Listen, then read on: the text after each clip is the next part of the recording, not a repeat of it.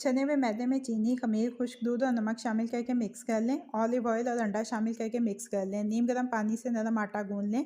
एक बड़े प्याले में तेल लगाकर आटा इसमें निकाल कर ढककर इतनी देर के लिए रखें कि ये साइज़ में डबल हो जाए।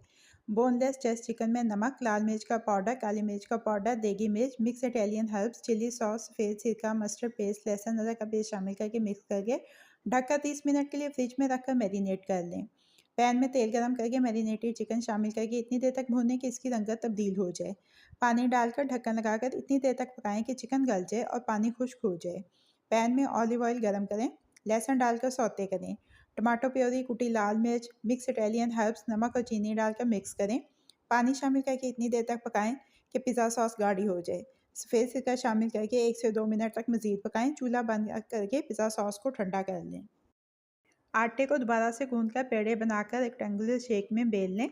पिज़्ज़ा सॉस लगाएं। इसके बाद मोज़रेला चीज़ और चिकन लगाकर रोल कर लें। पानी लगाकर सील कर लें। गोल करके डोनट की शक्ल दे लें।